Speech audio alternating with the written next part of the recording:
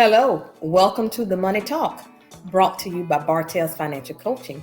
Today, we will be talking about how to retire and be happy at the same time. Our guest today will be Mr. Ryan Doolittle. He is the host of the Happiest Retiree podcast. Please stay tuned for the entire video so that you can learn how to plan to be a happy retiree. Thanks for watching. Please subscribe.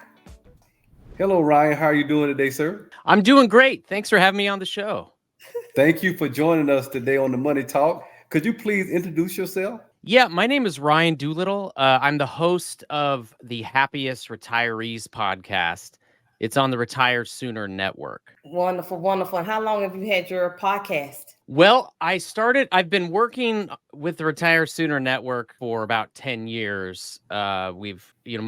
My boss, Wes Moss, is sort of the mothership of it all. And so I've contributed. We've done 2 books. We've written countless articles. I've helped produce his radio show and his podcast, which is called Retire Sooner. And then I started doing my own podcast in September. So we have about 12 episodes currently up, and we release a new one every other week. Oh, wonderful, wonderful. Nice. So you do it every other week. So when you're not releasing a podcast, what are you doing on that spare week? I'm every week I'm helping produce Retire Sooner and Money Matters, which is a radio show that Wes hosts. And we now have a podcast version of that. So that's a new thing to produce. And then I write my own articles for the Retire Sooner team, and I help Wes because he also writes articles there,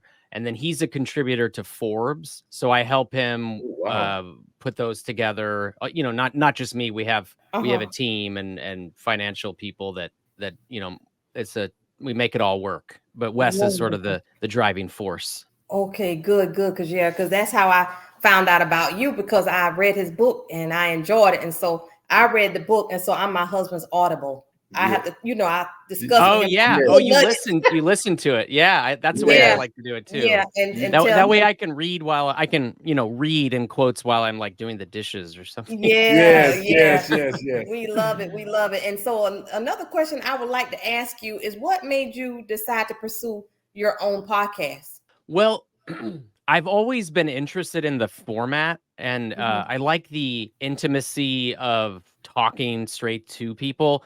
I'm just such a fan as a consumer of podcasts. I listen to them all the time, and it's a different experience than other media formats. It feels like you really get a chance to go deep and listen to people and learn things. So I always wanted to do it myself. And then I found myself in a position where I had enough experience helping someone else do theirs. And I'm a comedian as well. I've done stand-up comedy. So I had some experience, with a microphone, I guess you could say. So just kind of combining that together, it was kind of a nice fit, listening to people tell their stories. So it all sort of just came together. Wonderful. Okay, you want to add anything to him? Yeah, because I think that's pretty neat to actually be able to go on the podcast and talk about retiring happier, because I think a lot of people these days are not sure how to go about doing that. So let's kind of kick it off and ask that question. I mean, I know you've done a lot of research on this topic. So could you kind of start into that on some of the research that you found on how some of the people that you have researched, how they go about to retiring happier? Well, so there's kind of 2 sides to it. There's the financial side and the life social side. And I really focus on the social side of it. But I do always try to say off the bat, I mean, the financial side is very important. You have to have enough, you have to have saved enough, or however you wanted to go about it. There's a lot of different ways. You need to have enough saved and enough coming in, or maybe you saved enough so you don't need a whole lot coming in, but you have to have enough there to do the other things you want to do. So that's just sort of like, you got to start there, right? Like not that you have to be a mega millionaire or anything, but you have to have done the math and sort of planned for it. I won't get into the specifics of the numbers there, Okay. but that's important. I do feel like it's important for for retirees to have multiple streams of income. So maybe you have Social Security, you have, I don't know, maybe you own rental properties. I'm not like advocating for one way versus the other. I'm just like, these are examples I'm citing. The more streams you have that can sort of flow into a reservoir of money that you can draw from, the better. A lot of retirees have their mortgage payoff in sight. That's not like a hard and fast rule, but it's something that Wes Moss could elaborate on more because he's a certified advisor.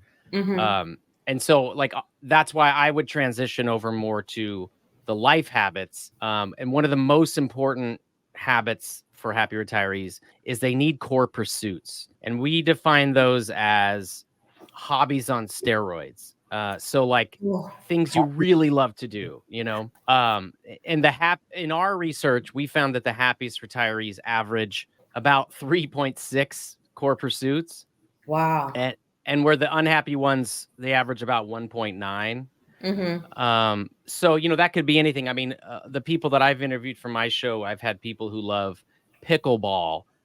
Someone else drives a train at the Santa Barbara Zoo, as like a post-career job that they're not really doing for the money. They're doing it for the experience. Someone else was an e-bike connoisseur, rode e-bikes everywhere. So those are just some examples. Sports, the ings, we like to say the ings: walking, running, jogging, sailing. Active core pursuits are great. Also writing or reading are great. That sort of thing. Then there's the family habits. So we find that retirees who live near 50% or more of their adult children tend to chart happier. Now you don't necessarily want to live together, but that might lower your happiness.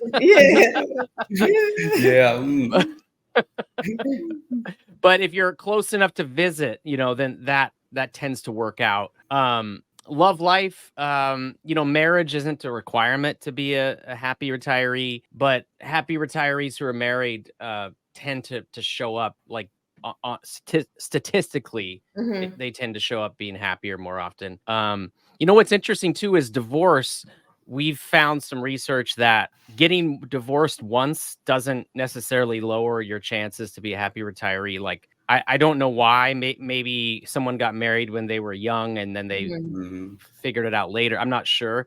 But once it starts getting over that amount of divorce, happiness levels tend to lower. Close connections. So, as people age, and there's some data out there that shows this is especially true for men. Some people, their number of friendships get smaller. So you have to work actively to foster those friendships. Because everyone needs people when times are tough to turn to, and you don't really turn to an acquaintance when you really need help. And then another one would be faith. Retirees are like 1.5 times more likely to fall into the happy camp if they attend church once a week. So it doesn't seem to matter what kind of faith, just that you have faith in something. And you don't necessarily have to go every week, but I think it's kind of just a general rule, like having some kind of belief or I don't know, you can kind of play it by ear in how you do it, but some sort of meditation or belief in something seems to make a difference. So those are what we call our 5 life habits. Because when I read the book, and I think this is the one that has stuck with me like the most, because when I read the book, and at that time our daughters were probably still here, or maybe at college. And when he was like, well, the happier ones are, close to family where they can visit, their children. And I'm like, oh, please, there is no way that could possibly be true. I really thought that was not true. Well, fast forward to now, our girls and our grandchildren are 8 hours away. Yes. And now I'm like, oh my gosh, now I know what he meant in the book, but I thought Yeah. he was off. But He was not off. he was not He was off. not off. And He that's nailed it, huh? he nailed it. I'm a witness. He nailed it. And so now, like, I like long to be able to see my grandchildren whenever I want to. Yeah. I would love for my Yeah. daughters to be able to come and visit. So the only thing for us that's good now is that, you know, we're still working. Yeah. And so we get to socialize, but then still when we retire, I really can't imagine like not being like kind of close to our children and grandchildren. Yeah. And I think that's a big part of the living near the adult children is the grandchildren is also a big part of that, because I can just speak for myself. I have a 1-year-old and both sets of grandparents. I mean, they just light up when they see him. Yes. It's like, I mean, if I don't send them pictures and videos almost daily, then I get like angry texts, you know? Yes. And so I really thought he was off. And I tell He's my not. husband often, like, I cannot believe that I wish that we were near them. And so I'm thinking, like, once we get to the retiring age, we're definitely gonna have to, you know, make some adjustments, because I don't want to be miserable in retirement. Yeah. No. Right. I mean, you live 8 hours away right now. Is that what you said? Yes. 8 hours. But if you're still working, I don't, you know, you may not be able to help it. But yeah, I guess retirement is the time where you can be more flexible with where you choose to live. And and so that's one of the things, like, I never thought that really wouldn't matter. Like, when I read the book, I'm telling you, okay, whatever. But now in my mind, as we start planning for retirement, that's like one of the things that's how on our list. I'm like, I want us to be able to jump on a plane and just go visit, like, whenever we want to. Yep. Yeah. And I think having those moments with your grandchildren is a big thing, because, you know, your adult children now, and then you have your grandchildren, and they're growing up like your adult children once did when they were small. And so you kind of you don't want to miss all those nice activities and events that they be a part of. So I think that's absolutely correct. Exactly. You feel like you're missing out on their life if you're not able to see them. Yeah. And that can be tough. Yeah. And I'm like, I have to tell him one more funny thing is, because the core pursuits, which I'm not sure if our audience would like to understand like what core pursuits are. So after this, I want you to kind of go in and maybe define what that is. Sure. But because I read the book, I know now that my husband and I need to start trying to figure out and find stuff to do before we retire. So that's why we started the Money Talk. Yes. So by the time we start retiring, we'll have something to do. So his book really has impacted some of our decisions that we're making now. Yes. Well, I'm so happy to hear that. And I know Wes would be happy too. It's just, that's what we were all hoping for. So I'm so glad you found it and that it was helpful to you. It was, because in our culture, we don't really prepare for retirement. Yeah. No one really tells you what to do to have a good retirement. So had I not found the book, I wouldn't know that it's important now for him and I to start finding something to do, so that when we retire early on, we're not going to be sitting around like waiting to die. Yeah. And that's another big key that we found. The earlier you explore what core pursuits interest you, the better. If you wait until you're retired, you still have to go through that period of finding them, and now you're not working. You're trying to redefine your daily life and maybe even your identity, and then you're also not sure what you like to do. It's better to go in with some momentum, knowing, you know, hey, I want to be in a band, or, you know, I don't know what it is. I love stained glass windows. I'm going to start making those, you know. So, like, can you define though for the audience what you consider a core pursuit? Like, what is that? Yeah, so I would say there's a range, but take a hobby. You know, maybe you like to play tennis. If it's more than something you do every once in a while, I say it could count as a core pursuit. You know, maybe something you do every week or every other week or something, and something that you look forward to doing, that counts. So, I mean, I can list off a few. I mean, it could really be anything. Some should be active because exercise is important. Yes. For so many different reasons, especially as you get older. Right. But I think always it is. And Mhm. but they don't all have to be active. I mean, wine tasting could be one, right? And Mhm. that's just drinking alcohol. But Right. if you're looking at it as like something you're really passionate about, and we're gonna try this Merlot because I've heard that the vintage from 2021 tastes like, blah blah blah. That's an interest that gets you Mhm. going. You know, Mhm. so I would say it's any hobby that you feel strongly about, that you look forward to doing, or that makes you happy. I mean, it can be as simple as that. Right. It's not going to be, if it's something that makes you happy, we're not going to say that doesn't count as a core Mhm. pursuit, Mhm. Okay, well Okay. that makes sense. Yeah, something that makes you happy. Yeah, I like that. Right. I do too. It could be Yeah, I like that. skydiving, it could be archery, it I could want be to live. World War II reenactment. I don't know. Look, and I'm like, oh, no skydiving for me. I want to live long once I retire. That's an adventure there. It is. The example I always say is you don't have to hang glide naked. You could, or you could just play golf, Right, Hey, right. that's a good one. Yeah. Okay. Yeah, I like that one. I do too. So I know you've done a lot of research, Ryan. So based on your research and what you have kind of explored out there with the retirement circle of the people that you kind of research, are the actual people that you have seen out there, are they preparing for a happy retirement? How does that look right now based on your research? Yeah, well, there's some who are, some who aren't. I'm lucky enough. Especially lately, I'm interviewing people who are doing it the right way, and that's Mhm. why I'm interviewing them, because I want to know what they've done so that other people Mhm. can listen.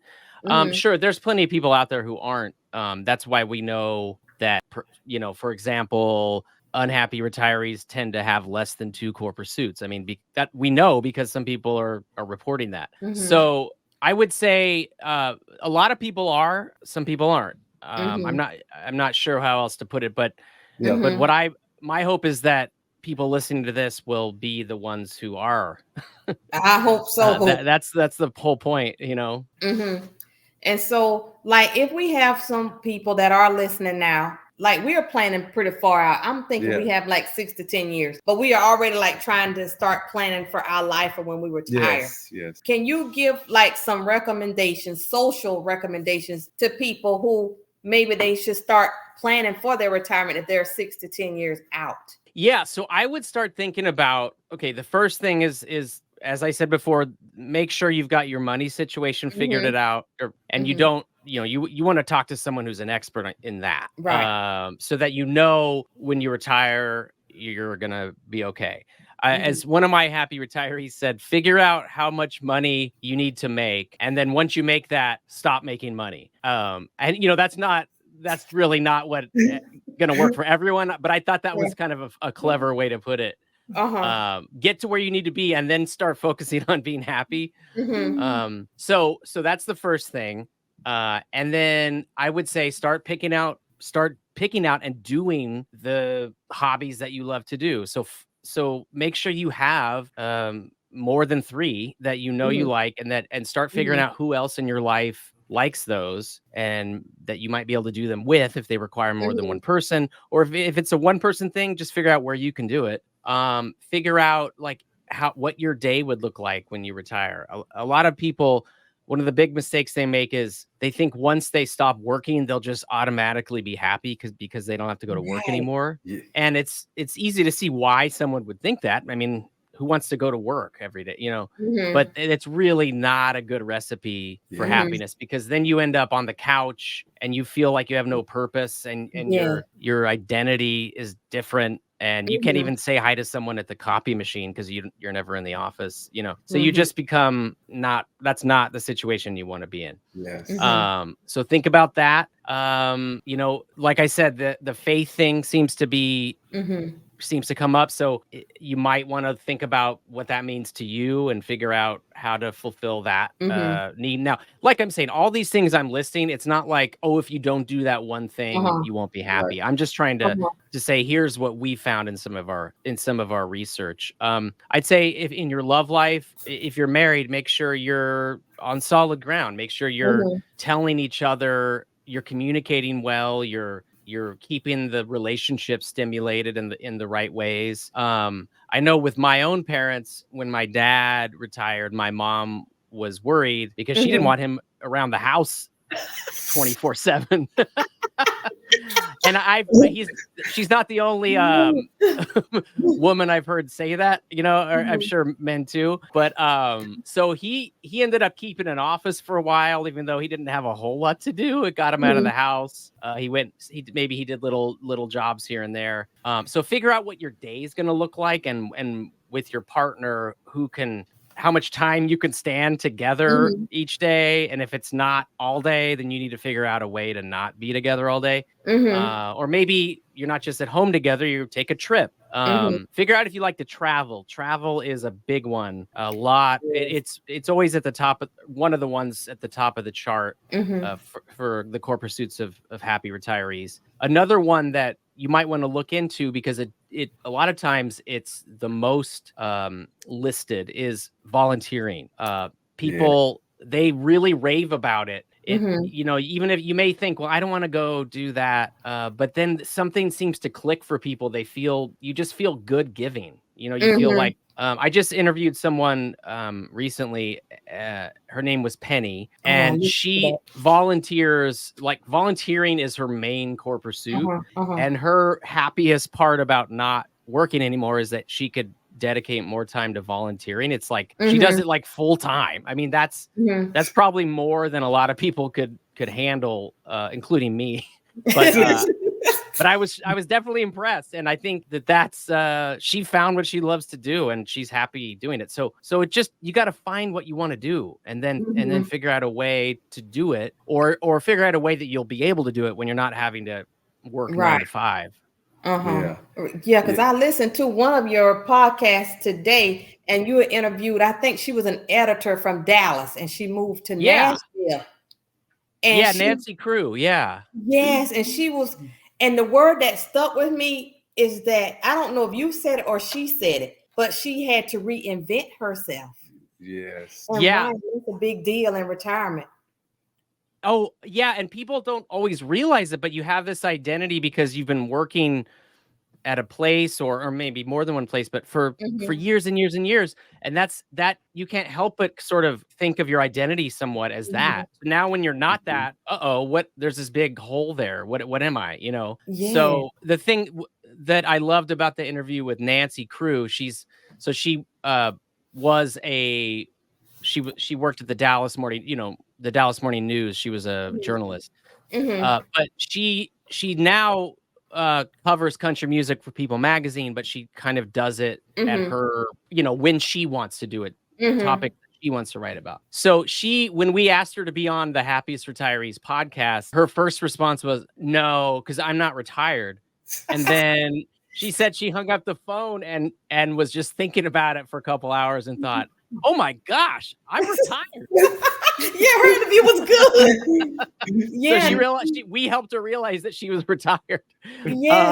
So she just happened to be living the way a happy retiree lives. Like, I guess she sort of stumbled into it just from her own instincts, which is great. But if people need a little more structure, that's kind of what we're hoping to provide. That's wonderful, because she said that she got more enjoyment from volunteering her skill for free than she got when she was working. Yeah. And she's using her skill set specifically in her volunteer work. She's writing things for people who need writing done, but she's just she's doing it for free.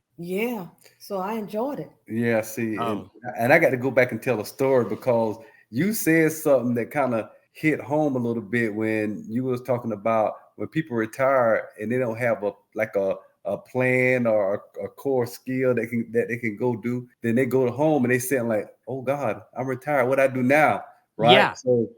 So I actually have a few stories like that where I've known some people that actually, they were so happy to retire. I'm ready to retire. And they retired, and then they got home, and like 2 days later, they want to come back to work. That's common. Yeah. Yes. They had nothing to do. It's like, I'm sitting at home. I'm like, I'm doing nothing now. I want to come back to work. Can I come back? It's like, No, you cannot. We sort of found someone else because you retired. Right, right. Yeah, that could be I mean, I don't know the numbers on that, but I've definitely heard of that happening before. They think, oh my gosh, I guess I'll just go back because I don't know what else to do. Yes. Yeah, and so I know you've mentioned that you've interviewed 12 people, right? Yeah. Well, I've interviewed more, but we've only released 12 at this point. Okay, got it. Okay, so out of the ones that you have interviewed and out of all the research you've done, have you seen a trend with the retirees, like some of the things that they have done, or are some of them kind of like doing some of the same things to be happy in their retirement? Yeah, well, there's definitely consistent trends of they're all very active. I'd say one of the things that I hear a lot is I'd like to do this or that, but I'm just too busy. And they're retired. So you'd think they'd have all the time in the world, but they're busy doing the things they like doing. So that's kind of what you want to see. I mean, not that you're so busy that you're stressed out, but just that you're doing things already. So you're not just sitting around waiting for the phone to ring. And especially because a lot of retirees still have landlines. So you might, no, I don't know if that's true. That is true for a lot of them. Yeah. Motion. So I interviewed someone, her name is Nancy Irwin. She said motion is lotion. And she said moving around, being active is one of the only ways to keep her body from hurting. She may have more physical challenges than other people, but I think it's a great motto, because if you're sitting around, your body's going to be mad at you. So you got to stay active. People pursuing things that they've always wanted to do, but didn't have time or didn't know how to do. I had a couple that they'd always loved, classical music. They ended up going to Carnegie Hall and performing in retirement. You'd think maybe they'd miss the boat because they had like other jobs and not music. But they managed to sort of live their dream after, retiring from work. So that's another one is, it's not too late to go for it. A lot of people do a lot of things that they wanted to do before, and now they have hopefully enough resources to do it, and they have the time, and it's time to go for it. I like that. It's not too late. It's not too late. Yeah. Thank you for saying that. Yeah. I hope that inspired someone, because when you said that, I'm like, that's true. It's not too late. If you got if you think about it, in some ways, life is just starting in some manner of speaking, because now you're free. You don't have to go to work anymore. Let's get going. Let's do it. Yeah, I like that. Let's do it. Yeah, we got some friends like that. Yeah, we do. We got some friends like that. It's like they retire and it's like they just volunteer and do different things. So so absolutely. So Ryan, a question. So in the book, it was talking about like family habits, right? And one of the things they was talking about in the book is getting your kids off the payroll. So can you kind of talk a little bit about that? Because I think that's pretty good. It's a problem now. And so you may not know it because you have a 1-year-old, but like nowadays, like with our age, a lot of the children or adults might still be on the payroll. Can you talk a little bit about how that affects being happily retired? Yeah. So it's a phenomenon that is probably, I don't know in the past. My assumptions are that it's worse now than it used to be. And that could be because housing prices are higher. I'm not exactly sure, but there's a lot of adult children still living at home or receiving a lot of financial support from their parents. And we found, I don't want to go into the specific numbers. I would let Wes do that on his Retire Sooner podcast. But, there's nothing, we found that it doesn't hurt to help when help is really needed, or to give gifts. If it might make you feel really good to buy your adult children something, or to take their kids who are your grandkids to Disneyland or what, all that stuff's all good. But if you're bankrolling either your kids or the grandkids to the degree where it's just not, you can just feel it. This shouldn't be like this. It tends to lead to some problems in terms of the relationship. Let's just keep it generic that way. It doesn't seem to go well. Right. I'm sure there are cases out there where it's worked, but we wouldn't recommend shooting for that. Right, because that can definitely put a damper on your retirement, and it can put a damper on your relationship and on your bank account. So well, that's the other thing I didn't mention is that then, the retirees who, they may be on a fixed income or not earning as much as they were during their primary earning years. They can't necessarily afford to just bankroll a whole other set of people. And now, right? Like it's not the time for that. So it's going to keep, it could keep them potentially from living the life they've worked hard enough to save for. They've worked hard their whole lives, and now it's time to go see Italy or something. And instead they're paying for their grandchild's private tuition and they have to just sit at home, and that it just isn't great, Oh, that gave me just goosebumps. Oh, that was just not. Do you remember that lady we met that time?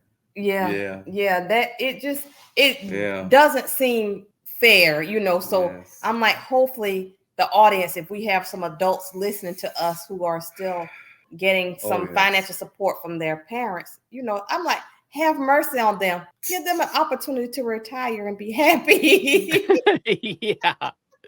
Yeah, exactly. They've worked hard for this. They need to get the rewards, Right. Well, I have enjoyed so much talking to you. Like, you have really motivated me. Oh, yeah. Wow. Yeah. I'm glad. Yeah, because we got reminded of some of the things, like to hear you talk about it and talk about, discuss what you've experienced talking with some of the people that's on your podcast. And so the core pursuits, that's really, really, that's important. I think that's huge. That's huge, because that's going to help you have a happy retirement. And if you don't have your core pursuits identified early, then you could actually probably not have start off with a happy retirement. At least if you got to have them identified before you even start work early on. Yeah, and they're so important that I originally was going to call my podcast the Core Pursuit Finder, and it was going to have a little Sherlock Holmes looking for core pursuits.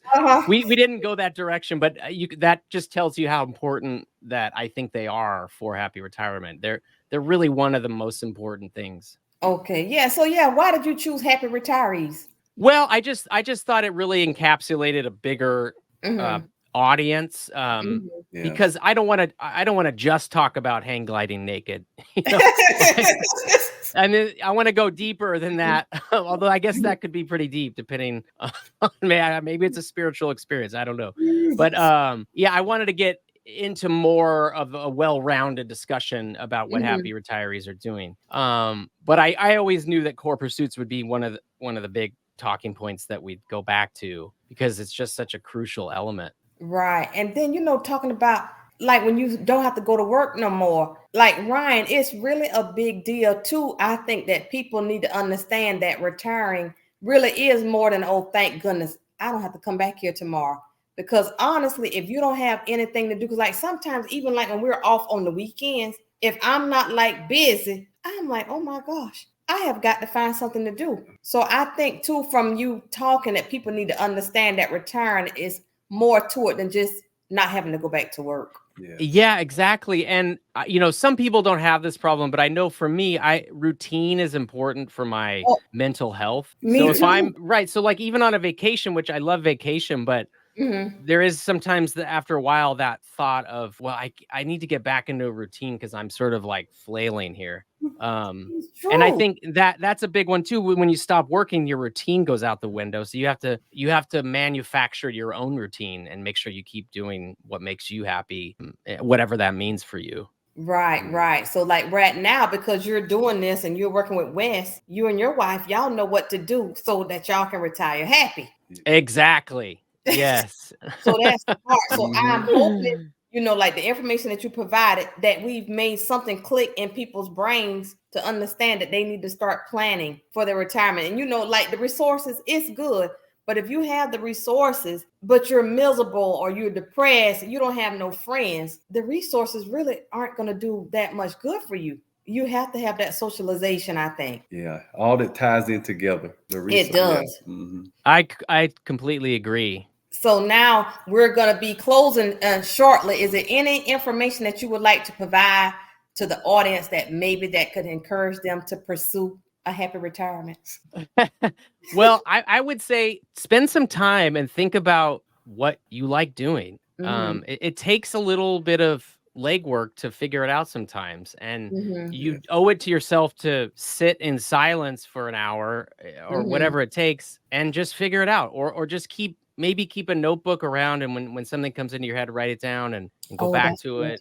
Because sometimes things just pop, and you're in the shower, you're driving, whatever, and something comes into your head and it's not a fully formed thought, but if you sort of, it's a seed, and if you pour a little water on it now and then, it might grow into a full thought. And so just think about that and think about what you want to do, how you might want to reinvent yourself, or who you want to be when you retire, and just start working towards getting there.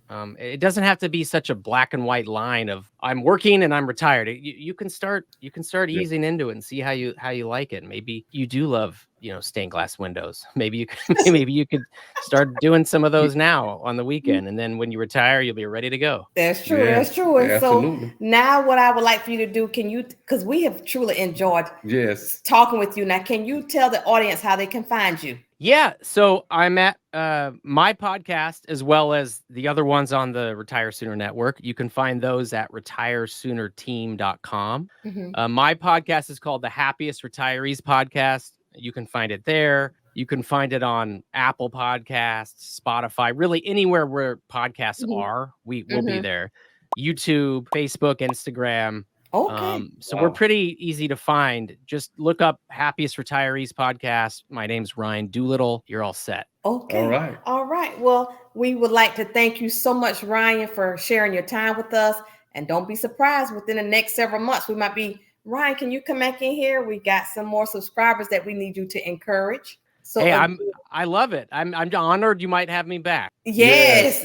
Thank you, Ryan. This was great. Again, this is inspiring. Kind of listening to you and talking about being happy and retired. So yeah, this is great. Thank you, Ryan. So thank you so much. The pleasure's all on this side of the microphone. Well, good. So you have a wonderful, wonderful afternoon, and we will talk to you later, and we'll see you again the next time. And look, and I enjoy listening to your podcast too, by the way. Oh, thank you so much. Thank you. All right, take care. Bye. Bye. I sure hope you have been inspired to retire well and to retire happy. The big thing that I hope that you got out of this is that, it's good to retire and plan for retirement, but you need to plan on what are you going to do after you retire? How are you going to reinvent yourself? Yes. So make sure you discover a core pursuit, maybe 5 to 6 years before you start to retire. So once you retire, guess what? You maybe take a week or two off and you start working on your core pursuit. That might be pickleball.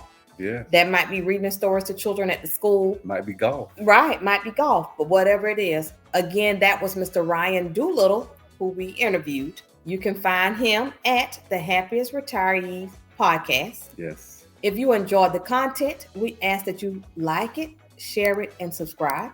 We are here every Thursday bringing you new content. Again, thank you so much for watching, and we will see you on next Thursday. Yes. Bye. Bye-bye.